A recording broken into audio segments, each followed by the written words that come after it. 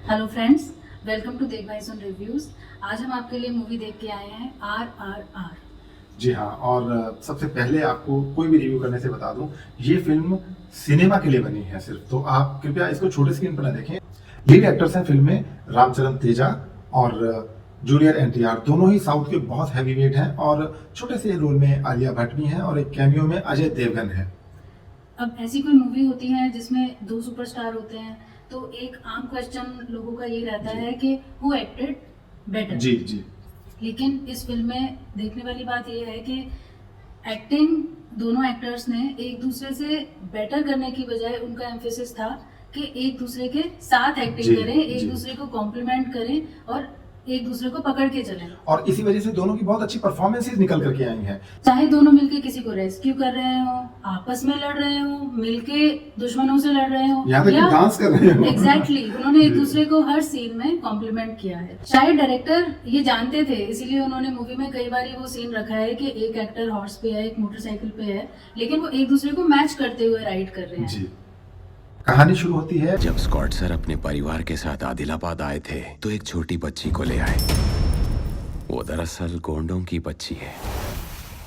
तो उनके सर पे सींग होते हैं क्या? एक गडरिया होता है।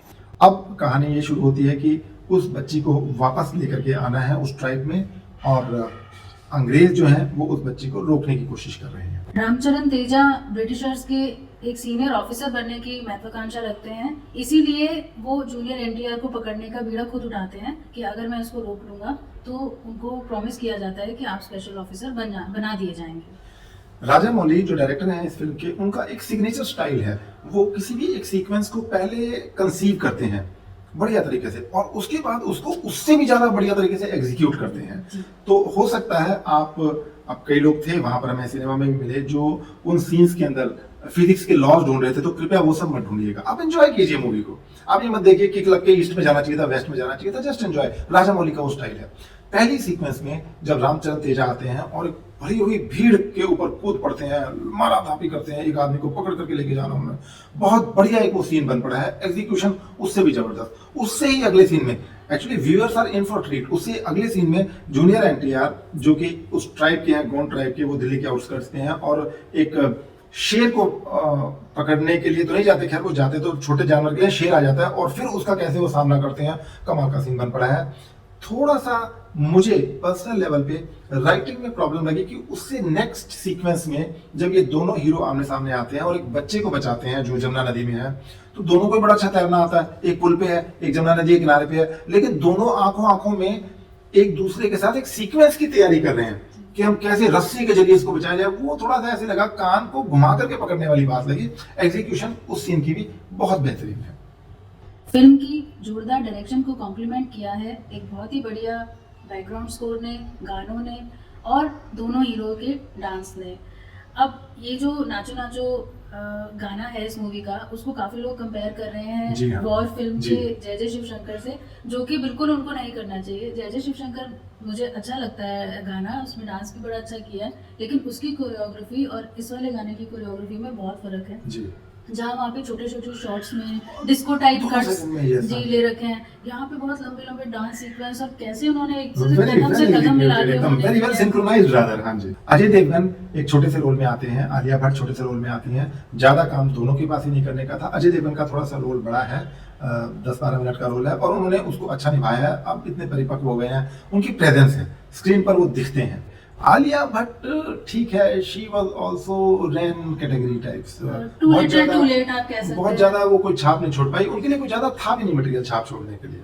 डायरेक्टर राजा मौली ने अपने बाहुबली वाले जो मैथोलॉजी से काफी इंस्पायर्ड रहते हैं, वहाँ पे महाभारत से काफी इंस्पायर्ड थे, और इस मूवी में रामायण से जी, क्योंकि रामचरण तेजा का नाम राम ही है, राजा राम, और दूसरा लोग कह रहे हैं कि भीम महाभारत से नहीं, वो महाभारत से नहीं है। यहाँ पे मैं जरूर आपको बताना चाहूंगा, काफी लोग कह रहे हैं लेकिन ये गलत है। आप देखिए, इतना स्मार्ट मूव है ये जो दो कैरेक्टर्स का नाम रखा गया है, एक का नाम राम, दूसरे का नाम भीम।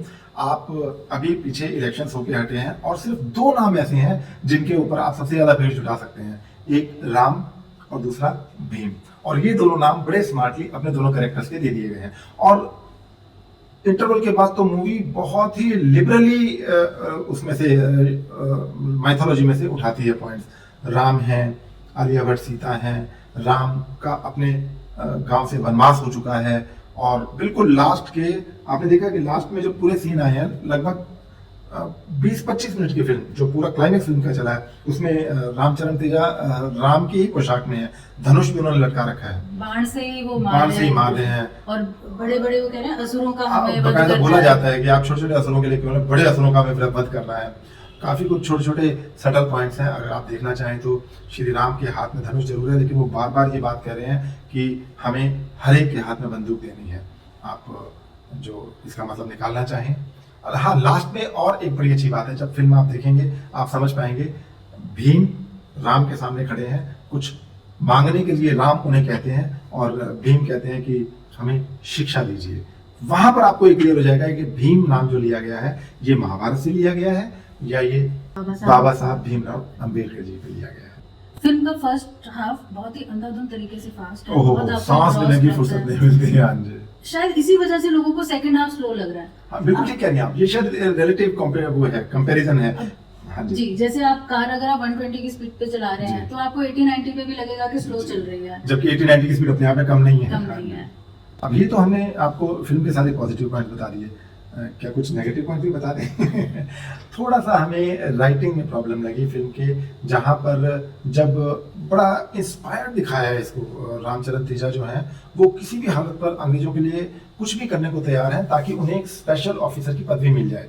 और जब ये डिक्लेयर हो जाता है कि जब आप एनटीआर को पकड़ लेंगे, जूनियर एनटीआर को, तब आपको स्पेशल ऑफिसर की पदवी मिल जाएगी। उसके बाद काफी समय तक वो कुछ भी नहीं करते और फिल्म लगभग भटक सी जाती है नाच में, गाने में, या जूनियर एनटीआर के एक छोटे से इंग्लिश लेडी के साथ प्रसंग में, वहां पर हमें फिल्म भटकी हुई लगी। एक थोड़ा सा लॉजिक अगर हम ढूंढेंगे, एक लड़की ट्राइबल है और उसको एक दिल्ली में लाके एक किले में बांधा गया है, लेकिन ठीक है किले में बहुत ज्यादा सिक्योरिटी है, वो भाग नहीं सकती, लेकिन वो ट्राई तो करती भागने का।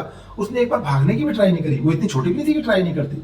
वहां भी हमें राइटिंग में थोड़ी सी प्रॉब्लम लगी। ये तो मुझे लगता है कि शायद लड़की का सीन उन्होंने शूट किया होगा, लेकिन ऑलरेडी 3 घंटे से ज्यादा की मूवी हो पिक्चर लंबी हो गई, गई। तो शायद उन्होंने वो एडिट कर दिया। जी जी जी, पिक्चर लंबी हो गई है। क्या रेटिंग देंगे आप इस फिल्म को? मैं तो इसको just because of its share scale, magnanimity, और जिस तरीके से सिनेमा के लिए फिल्म बनाई गई है, मैं इसे 5 में से 4 देना चाहूंगा।